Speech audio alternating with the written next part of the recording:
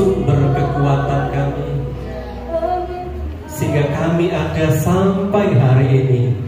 Semua karena anugerah-Mu, semua karena kebaikan-Mu. Lebih lagi Tuhan, Engkau berkarya. Lebih lagi Tuhan, Engkau membawa, memimpin hidup kami dari kasih karunia kepada kasih karunia. Bawa kami Tuhan sesuai rencana dan kehendak-Mu. Terjadilah seperti yang Kau rancangkan. Kami percaya rancangan-Mu adalah yang terbaik bagi kami semua. Terima kasih Bapa. Malam hari ini kami membuka hati kami buat kebenaran firman-Mu. Boleh ditaburkan di hati kami. Roh Kudus, Engkau berbicara. Sembunyikan hamba-Mu di belakang salib-Mu. Biar Engkau saja yang berkata-kata melalui hamba-Mu ini. Di dalam nama Yesus kami berdoa dan mengucap syukur. Haleluya. Amin. Amin. Silakan duduk. Ya, shalom Bapak Ibu Saudara. Shalom. Wah, cuma 10 orang. Shalom. Apa kabar? Haleluya. Puji Tuhan. Mari kita sama-sama akan melihat firman Tuhan pada malam hari ini dari surat Filipi pasal 1 ayatnya yang ke-29. Filipi 1 ayatnya yang ke-29. Kita akan melihat tentang dua sisi kehidupan orang percaya, kehidupan anak-anak Tuhan. Ada dua sisi yang kita harus perhatikan. Ya, dulu ayatnya 2-3. Sebab kepada kamu dikaruniakan bukan saja untuk percaya kepada Kristus, melainkan juga untuk menderita untuk Dia. Ya. Dari ayat ini saya beri judul firman Tuhan, dua sisi kehidupan orang Kristen. Ya, kita lihat slide-nya. Dari ayat pembacaan firman Tuhan, ada dua hal yang dikaruniakan Tuhan kepada kita. Yang saya garis bawahi, dikatakan kepada kamu dikaruniakan bukan saja untuk percaya. Satu hal, ya, percaya. Dan kepada Kristus, melainkan juga untuk menderita untuk Dia. Ya, jelas pembacaan firman Tuhan dikatakan ada dua hal yang dikaruniakan Tuhan kepada saudara dan saya. Dua-duanya adalah pemberian Tuhan. Mari kita hidupi kedua-duanya. Amin Bapak Ibu. Amin. Kita suka dua-duanya. Kenapa? Karena dua-duanya adalah hadiah dari Tuhan, karunia dari Tuhan, anugerah, pemberian dari Tuhan. Amin. Seringkali kita hanya berat satu sisi. Di sisi yang satu adalah iman percaya, sisi yang lain adalah menderita. Bapak Ibu Saudara, saya mau ajak kita lihat sisi yang pertama lebih dulu, teks, ya. Sisi hidup orang percaya yaitu dengan iman, ya. Oleh karena iman, maka kita berpindah dari maut kepada hidup, dikatakan firman Tuhan. Tuhan membawa saudara dan saya masuk ke dalam kasih karunia, masuk dalam anugerah. Kita tidak lagi di bawah kutuk hukum Taurat, tidak lagi di bawah maut, tetapi kita ada di bawah kasih karunia Tuhan. Amin. Bapak Ibu, tentunya kalau kita sudah berpindah karena iman, oleh iman kepada kasih karunia Tuhan, maka dalam hidup kita sekarang oleh iman dalam kasih anugerah Tuhan, Bapak Ibu dan saya mendapatkan banyak hal di dalam Tuhan. Dikatakan, aku datang supaya kamu memperoleh hidup dan memperolehnya dalam segala kelimpahan. Itu adalah janji Tuhan, hidup yang berkelimpahan. Tuhan janjikan apa yang akan mengalahkan dunia ini, itulah iman orang percaya. Amin. Sebab itu oleh iman kita akan beroleh kemenangan demi kemenangan dalam kehidupan saudara dan saya. Amin. Seperti pujian tadi katakannya, bersoraklah, memuji Dia, ya, karena kita beroleh kemenangan, ya, di dalam Tuhan. Amin. Ada pertolongan, ada mujizat, ada kesembuhan, semua itu janji anugerah Tuhan. Ada pembelaan Tuhan di saat kita disakiti orang, diperlakukan tidak adil. Sama seperti Daud diperlakukan tidak adil oleh Saul. Sama seperti Yusuf diperlakukan tidak adil oleh saudara-saudaranya. Tapi Tuhan tampil sebagai penolong, juga sebagai pembela. Dan Yusuf berkemenangan terhadap saudara-saudaranya. Daud pun menang atas Saul yang membenci dia. Bapak Ibu, demikian juga hidup kita. Dalam iman kita akan beroleh banyak hal ini. Tetapi malam ini Bapak Ibu, saya tidak ajak kita fokus di sini. Karena gereja, pembicara, pengkhotbah, KKR sering membawa kita untuk meyakini, menghidupi hal-hal yang saya sebutkan seperti ini. Tetapi malam ini Bapak Ibu, saya mengajak kita melihat sisi yang satunya. Nah, ini yang kita kadang-kadang nggak suka. Pak Pendeta, nggak usah dibahas. Sisi yang satunya ini, padahal ini adalah anugerah. Amin. Ayo baca ulang ayat itu. Next. Pak Chris, ya. Slide berikut. Mari kita baca ulang ayat itu ya. 2, 3. Sebab kepada kamu dikaruniakan bukan saja untuk percaya kepada Kristus, melainkan juga untuk menderita untuk Dia. Amin. Perhatikan kata juga. Jadi kita hidup dalam iman. Yes. Kita hidup oleh anugerah Tuhan. Amin. Kita percaya Immanuel, Allah tidak meninggalkan kita. Amin. Dalam apapun yang kita hadapi, Tuhan di pihak kita. Kita akan beroleh kemenangan. Tetapi Bapak Ibu, firman Tuhan katakan, kepada kita dikaruniakan bukan hanya untuk percaya dan menikmati berkat-berkat iman kita yang saya sebutkan tadi, Bapak Ibu, tetapi dikatakan juga.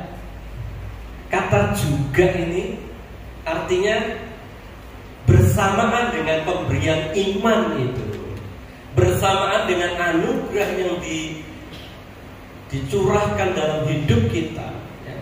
Kita suka nyanyi, ya, curahkan berkat-Mu. Amin. Kita suka anugerah Tuhan, berkat Tuhan. Pakai gerakan lagi, ya. Bukan hanya itu, tetapi itu plus. Nah, itu sebabnya dikatakan juga. Artinya apa? Artinya bersamaan dengan anugerah Tuhan, iman kita menghidupi iman kita, juga kita diberi anugerah oleh Tuhan untuk menderita bagi Dia. Amin. Artinya apa? Kalau begitu, ini satu paket lengkap. Amin. Dua sisi. Di satu sisi kita oleh iman, kita menikmati anugerah kasih karunia yang daripada Tuhan. Di sisi yang lain, saudara dan saya juga terpanggil untuk hidup dalam penderitaan. Nah, ini yang orang Kristen tidak mau. Terus gak usah dibahas, aku tak ngulik.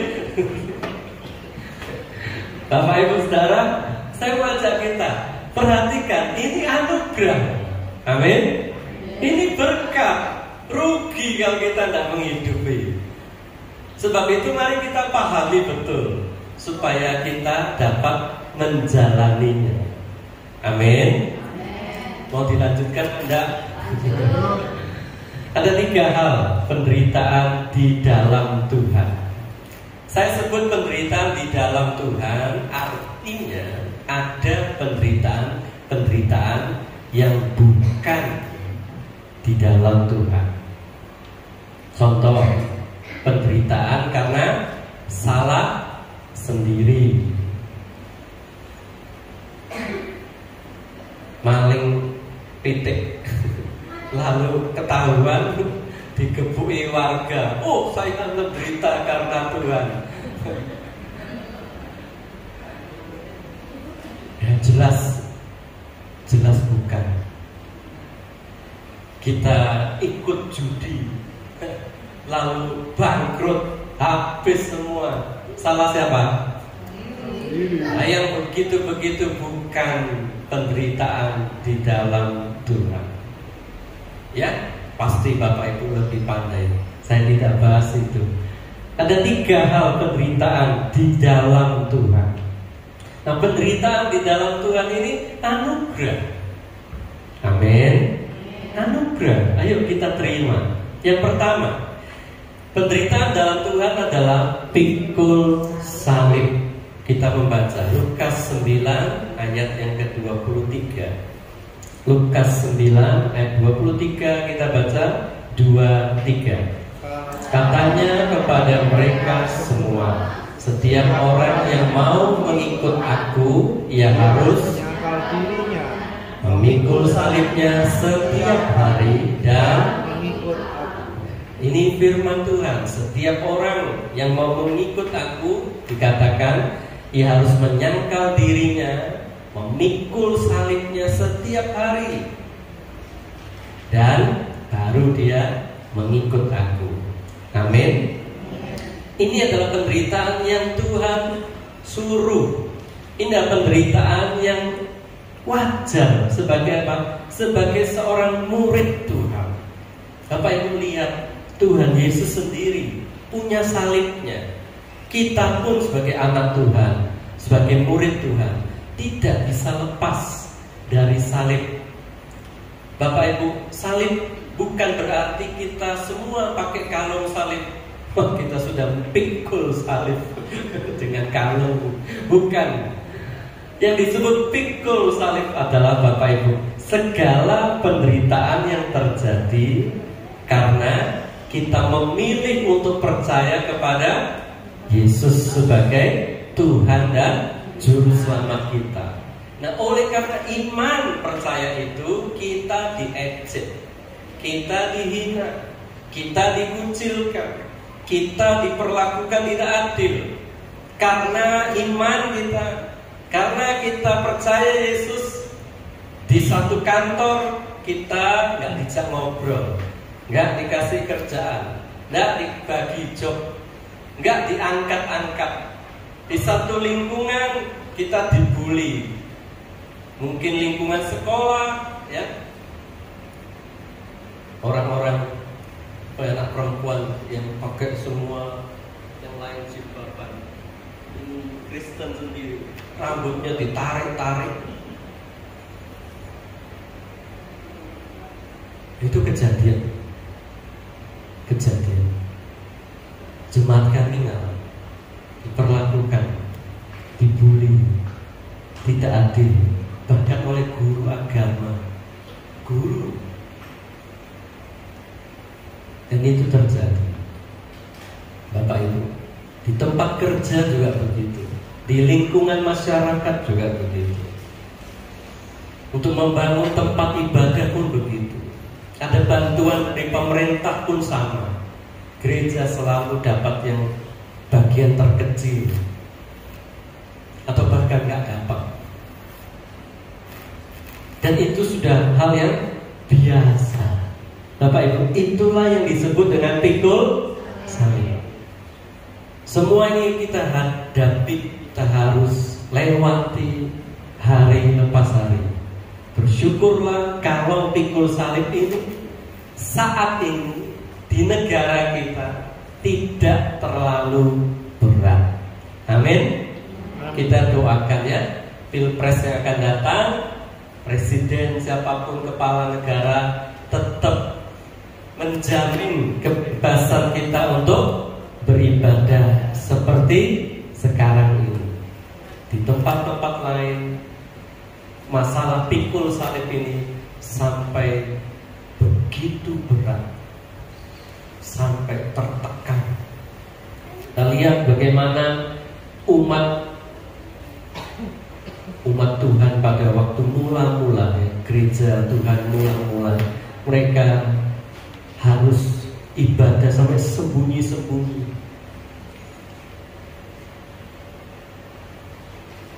Mereka sobek Alkitab itu satu lembar bawa satu lembar, karena siapa ketahuan punya kitab lengkap itu bisa ditangkap, bisa dipenjarakan, bisa dibunuh, bisa diadu dengan binatang. Dan itu terjadi pada gereja mula-mula. Pikul salib begitu berat. Bersyukurlah Bapak Ibu dan saya hidup di zaman sekarang di mana kita tidak mengalami pikul salib yang terlalu berat. Tetapi Bapak Ibu, saya sampaikan, ini salah satu penderitaan di dalam Tuhan. Amin. Kalau ada di antara kita ngalami ini, Bapak Ibu, berbahagialah. Amin. Karena ini anugerah. Anugerah. Yang kedua, Bapak Ibu, yang kedua adalah pencobaan atau masalah kehidupan.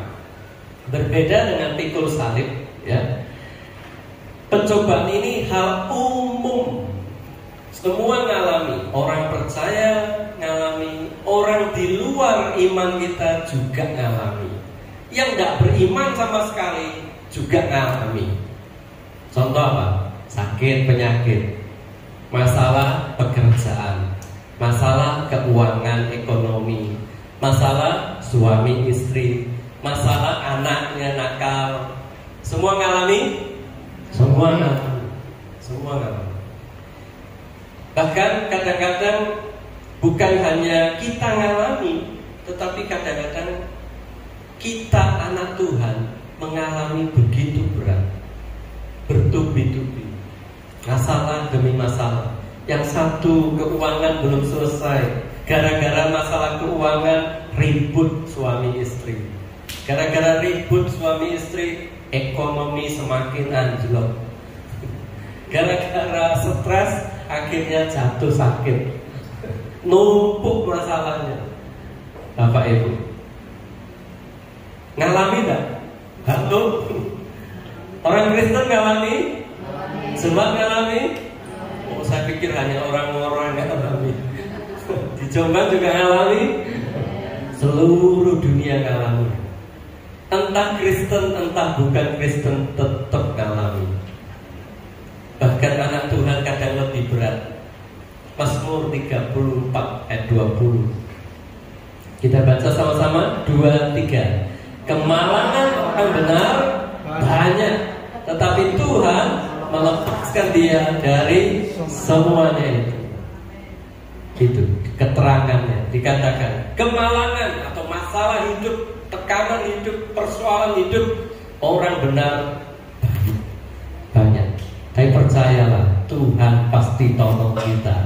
Amin. Karena ada sisi iman tadi, hidup oleh anugerah. Amin. Bapak Ibu, iblis menggunakan yang kedua ini untuk menggoyahkan kita, sama seperti pikul salib, menggoyahkan kita.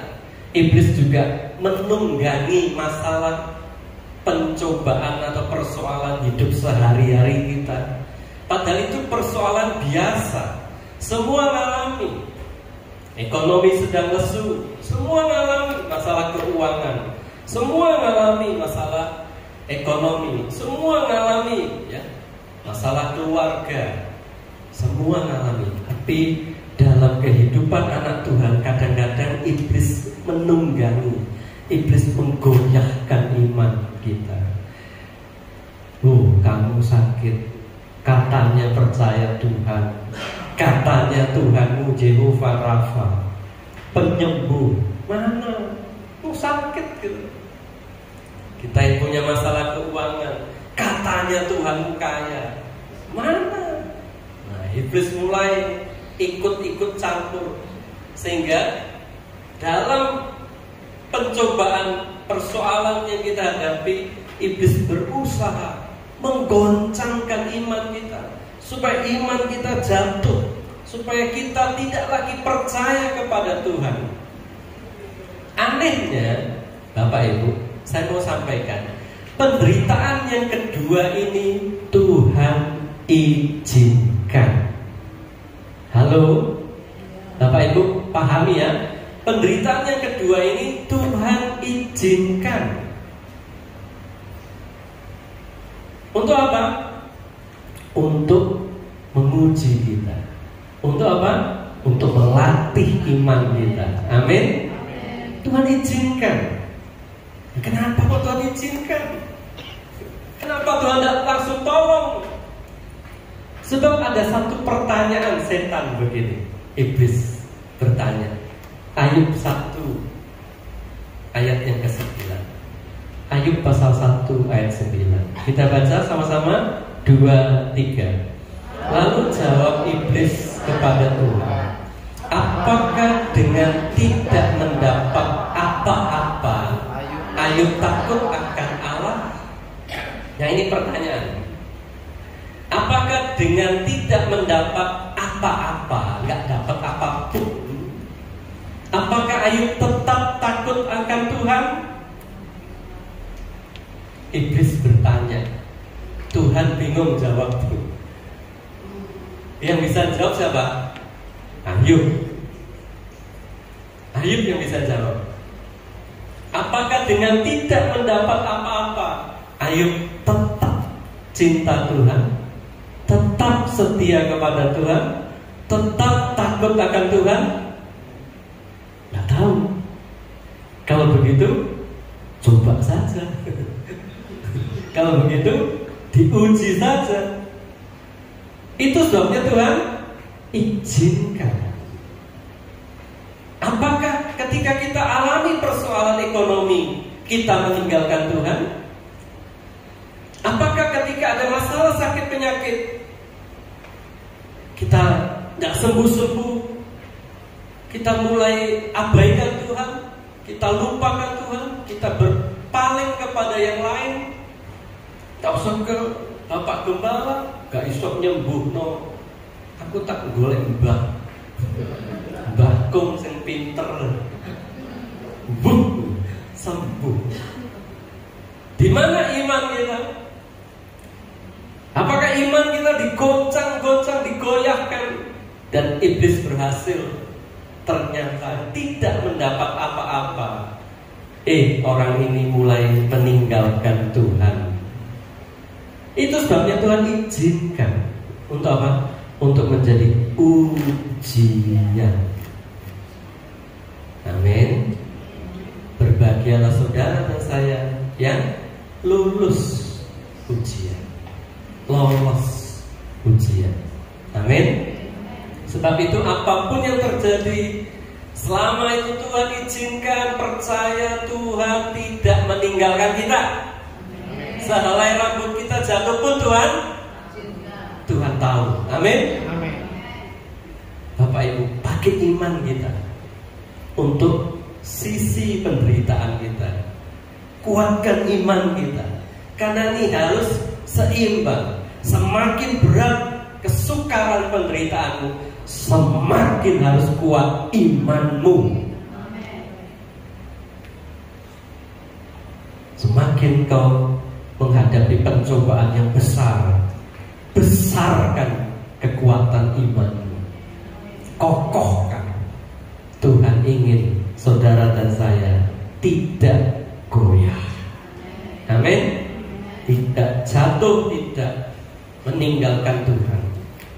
Yang ketiga, Bapak Ibu, penderitaan yang Tuhan izinkan atau penderitaan di dalam Tuhan adalah penderitaan yang disebut berkorban atau berjuang. Penderitaan yang ketiga ini beda sama yang di atas. Ini penderitaan yang kita cari sendiri. Penderitaannya tidak ada kalau kita nggak mau. Penderitaannya mulai muncul ketika kita mau. Penderitaan yang dengan sadar kita mau menerimanya, mau menanggungnya. Karena apa?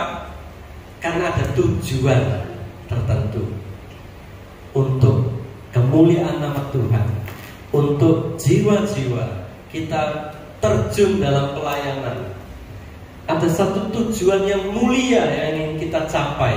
Karena itulah kita bersedia menderita.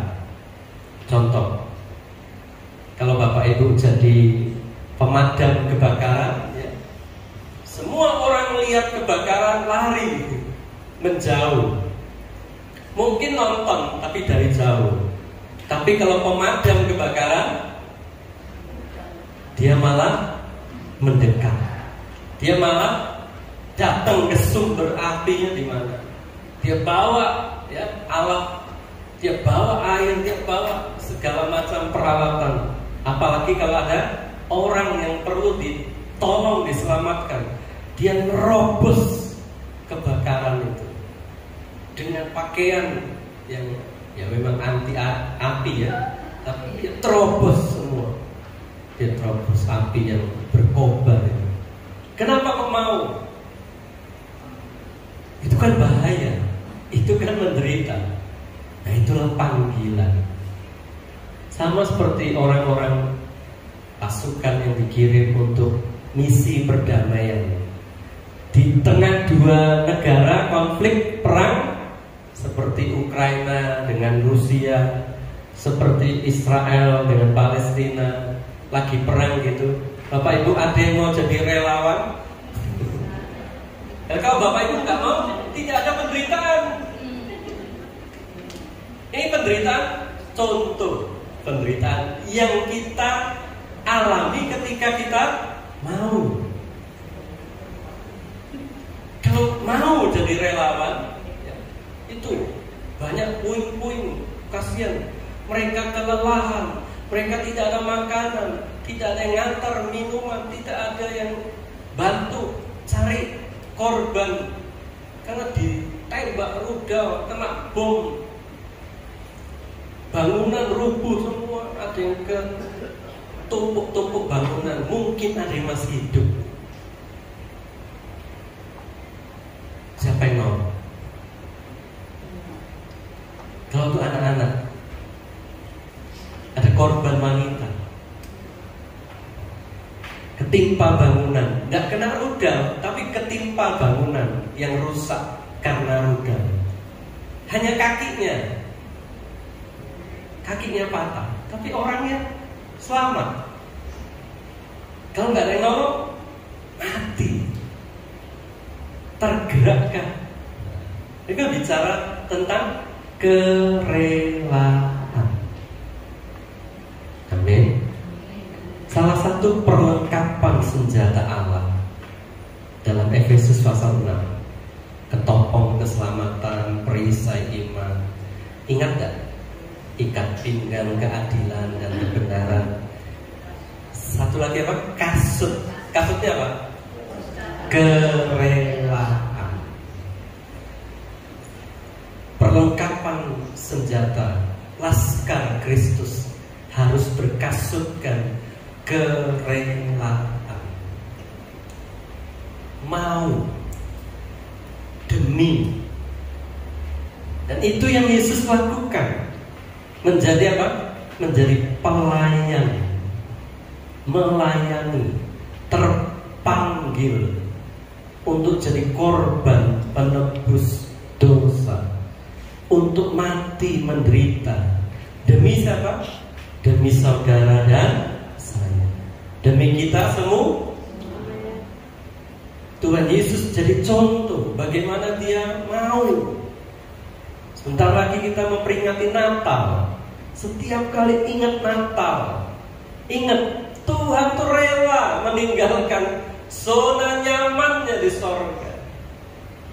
Dan kalau gak rela, Tuhan jangan menderita. Tapi karena Tuhan rela, dia yang kaya dijadikan miskin, supaya saudara dan saya yang miskin menjadi, amin. Dia rela, dia mau. Ini panggilan. Kita baca ayatnya 2-3. Karena anak manusia juga datang bukan untuk dilayani, melainkan untuk melayani, untuk memberikan nyawanya menjadi tebusan.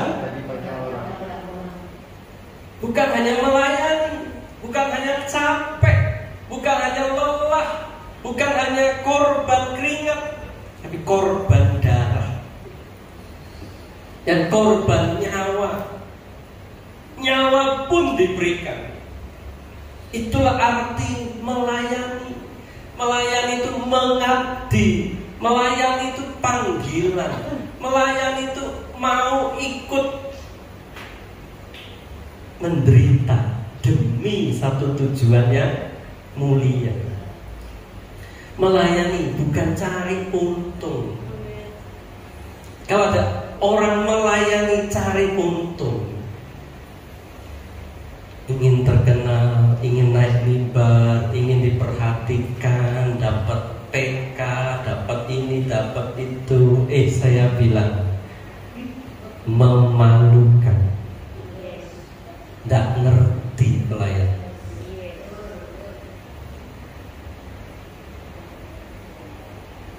Melayani itu berkorban. Melayani itu ikut berjuang. Melayani itu karena panggilan. Anak-anak sekolah minggu ini siapa yang ngajari kebenaran? Remaja-remaja itu siapa yang mimpin? Kalau nggak ada yang mimpin, mereka hidup liar. Siapa yang perhatikan generasi remaja, kaum muda? Bapak ibu, apalagi yang lansia, jenuh di rumah. Siapa yang menguatkan iman mereka? Siapa yang membangun mereka? Siapa yang ngajak doa bersama? Harus ada orang-orang yang terpanggil, amin. Dan itu capek. Apalagi torok. Sudah capek, lelah, keluar uang lagi. Tapi kalau kita sadar itu panggilan, kita akan menjalani. Ini penderitaan di dalam Tuhan. Amin. Berkorban untuk maksud yang mulia. Yang keempat, Bapak Ibu Saudara, saya mau sampaikan. Ketiga hal ini, pikul salib, baik pencobaan, persoalan, masalah hidup, dan yang ketiga tentang berkorban. Ketiga-tiganya memang penderitaan dalam Tuhan, tetapi ketiga-tiganya adalah hadiah, pemberian, gift dari Tuhan, karunia dari Tuhan. Jadi Bapak Ibu, baik hal iman itu juga karunia Tuhan, penderitaan juga karunia Tuhan. Bapak Ibu, saya mau ajak kita memahami bagaimana penderitaan kok bisa karunia. Yang pertama, pikul salib. Ketika kita pikul salib, Bapak Ibu, maka kita akan disebut sebagai murid yang sejati. Amin. Kenapa? Karena Tuhan berkata, barang siapa mau jadi muridku, ia harus menyangkal diri, pikul salib, baru dia mengikut. Jadi kalau murid Tuhan tidak menyangkal diri, tidak pikul salib, itu murid apa ya? Tidak sah. Itu murid ikut-ikutan, itu murid ngaku-ngaku. Tapi kalau kita pikul salib, kita mengalami orang mengejek kita, kita mengalami perlakukan tidak adil, kita ngalami dibully, kita ngalami yang namanya pikul salib. Maka itu adalah meterai tanda kalau betul saudara dan saya adalah murid Yesus sah. Amin. Amin. Kenapa? Mirip kita sama Guru kita mirip. Karena Yesus pun dibenci dunia ini. Amin. Kita kalau dibenci dunia ini wajar lah, wajar. Mirip. Nah itu tanda. Maka ada satu kebanggaan kalau kita ngalami yang disebut pikul salib. Ya. Yang kedua, Bapak Ibu, kalau kita ngalami pencobaannya sih tidak enak. Tetapi dibalik pencobaan itu, mari kita baca Yakobus 1 ayat 2. Yakobus 1 ayat 2. Kenapa penderitaan kok hadiah? Kita baca 2, 3. Saudara-saudaraku, anggaplah sebagai satu kebahagiaan apabila kamu jatuh dalam berbagai-bagai pencobaan. Ya, berbagai-bagai pencobaan itu bisa sakit, bisa masalah ekonomi, bisa rumah tangga, bisa masalah anak, ya, bisa masalah macam-macam kehidupan. Kita sudah doa, kita sudah mengimani, kok Tuhan belum tolong, Tuhan belum jawab doa kita. Apa yang harus dilakukan? Sabar. Amin. Tetap percaya, tetap semangat, tetap mengucap pakai iman kita. Iman tak boleh goyah. Gimana supaya imannya kuat? Datang ibadah, baca renungkan firman Tuhan, dengar pengkhotbah hebat-hebat. Saya nggak bicara soal iman, tapi malam ini saya mau ajak Bapak Ibu lihat di balik penderitaan itu Tuhan janjikan ayat 12. Kita baca 2, 3. Berbahagialah orang yang bertahan dalam, sebab apabila ia sudah tahan uji, ia akan menerima mahkota kehidupan yang dijanjikan Allah kepada. Ingat Ayub? Menderita enggak Ayub? Susah enggak Ayub? Mau jadi seperti Ayub? Amin, amin. Tidak ada yang mau.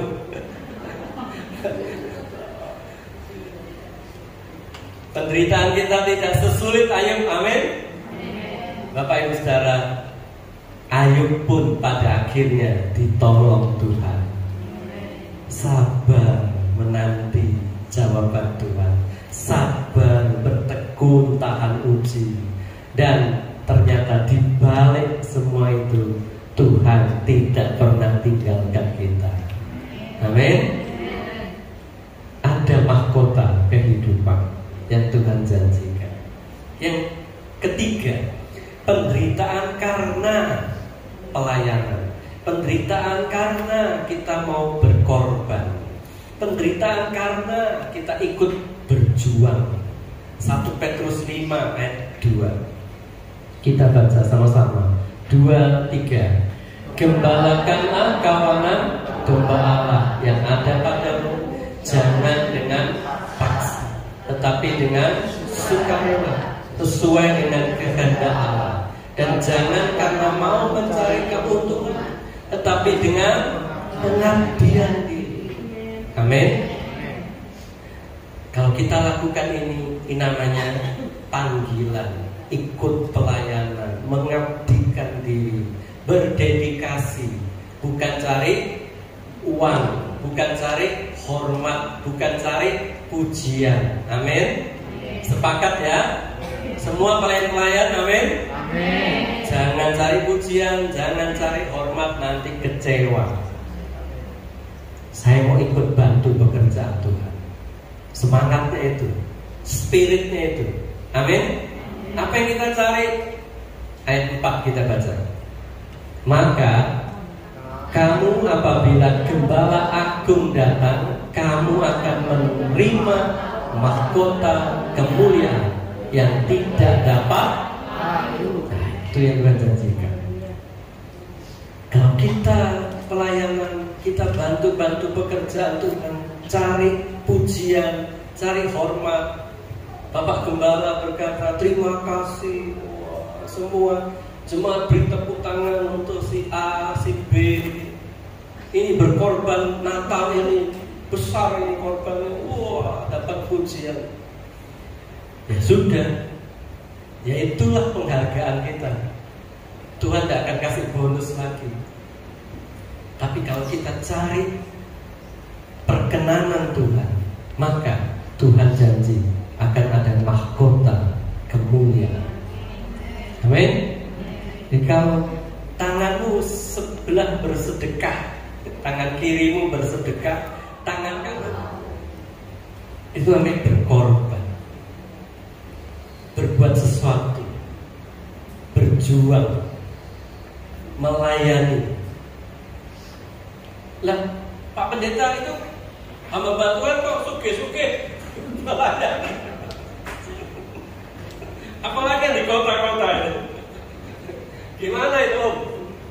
Begini, saya mau ngomong Bapak Ibu. Motivasinya harus benar. Contoh. Pemadam kebakaran tadi. Motivasinya apa?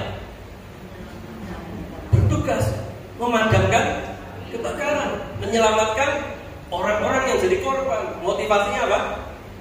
Tulus. Wah, dia terjang api. Ternyata orang yang diselamatkan, anak yang diselamatkan, keponakannya konglomerat. Lalu konglomerat itu berterima kasih. Si pemadam kebakaran diberikan satu Toyota Innova Reborn terbaru. Itu namanya apa? Berkat. Yang namanya berkat tidak bisa diiri. Amin. Tapi jangan pernah itu jadi motivasi. Save on you. Save on you kok. Malu. Isin. Kalau ada pendeta, hamba Tuhan, pelayan, motivasinya cari berkat. Aduh, seleren.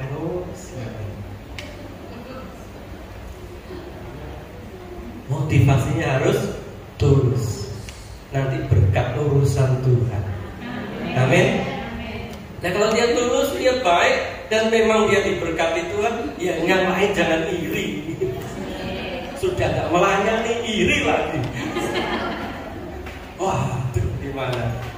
Malam hari ini saya mau ajak kita, ayo bersyukur dengan iman karunia Tuhan, juga mau kalau memang Tuhan izinkan penderitaan di dalam Tuhan. Amin. Karena pikul salib, karena pencobaan yang Tuhan izinkan dalam hidup kita, sabar dalam kesakan, bersukacita dalam pengharapan, tetap berdoa. Amin. Jangan patah semangat. Amin. Saling menguatkan satu dengan yang lain. Percayalah, semua itu ada kadaluarsanya. Kesenangan ada waktunya habis. Masalah pun ada tanggal kadaluarsanya. Soalnya susah terus, ya tidak mungkin. Pasti Tuhan buka jalan. Amin. Ingat, yang membuat kita sukacita adalah Tuhan memperhitungkan semua penderitaan kita. Air mata kita ditampung dalam kirbatnya Tuhan. Amin.